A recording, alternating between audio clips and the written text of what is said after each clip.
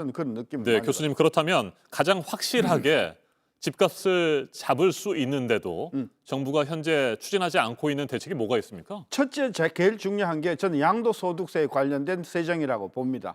양도소득세를 내지 않는 예외 범위가 너무 커요.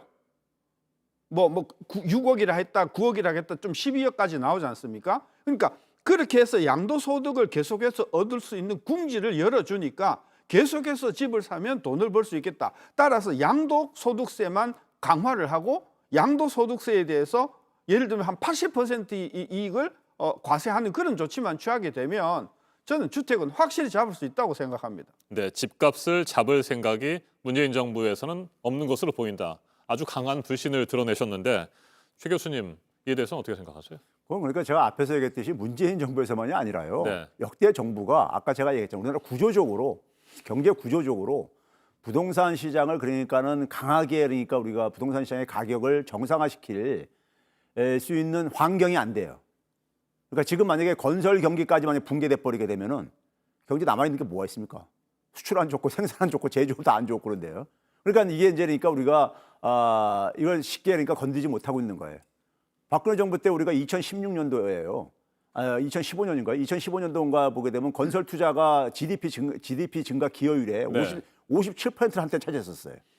이건 굉장히 비정상적인 거죠. 건설 투자 부분이 GDP 한 나라의 GDP에 그러니까 한 60%를 그러니까 이거 차지한다는 얘기거든요.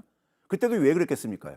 그때도 뭐냐면 경제 성장률이 계속 떨어지는 상황 속에서 다른 그러니까 근본적인 산업 체질 강화를 못하고 다른 성장 동력을 못 만드니까는 그러니까 단기적으로 효과 있는 건설 투자 이런 쪽에다가 이제 그러니까는 유혹에 빠지는 거예요. 이게 그런 점에서 제가 구조적이라는 얘기예요. 그러면 결국은 뭐냐면 이제 그러니까 일반 서민들이 볼 때는 근데 이 주택가가 잡아주길 바란단 말이에요. 네. 잡아주길 바라는데 그걸 잡았을 때 잡으려면 그러니까 예를 들어서 부동산 경기 침체를 감수해야 된단 말이에요. 이번에도 예를 들어서 갭 투자를 지금 이제 건드린다 그러는데요. 갭 투자가 생기는 이유가 뭡니까? 주택 임대 사업이요. 굉장히 거기서 많은 그러니까 이득이 발생하기 때문에 그런 거예요.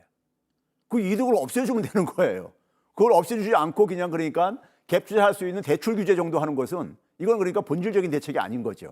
네. 그러니까 제가 얘기하는 것이 주택 가격을 그러니까 우리가 예를 들어서 문재인 대통령이 2019년 12월 달에 국민과의 대화에서 초기 자기 집권 초기로 가격을 되돌려 놓겠다. 그러면 그걸 되돌려 놓을 수 있는 방법은 있다 이거예요. 있는데 관료들이 그렇게 했을 때 그러니까는 후유증을 그러니까 감당할 자신이 없는 거예요. 그러니까요. 아하. 네? 그래서 이걸 네. 우리 사회가 지금 제가 볼 때는 선택에 지금 기로에 서 있다고 저는 봐요. 네. 그러니까 가격을 그러니까 완전히 정상화시키는 어떤 간에 시도를 할 거냐 해서 나중에 그러니까 우리가 훗날 우리가 터질 수 있는 폭탄을 미리 제거할 거냐 아니면은 그러니까 우리가 지금 그러니까 이 상태를 그러니까 우리가 이렇게 어떤 폭탄이 안 터지면서 자꾸만 뒤로 미루는 이러한 조치들로 계속해서 연명을 할 거냐.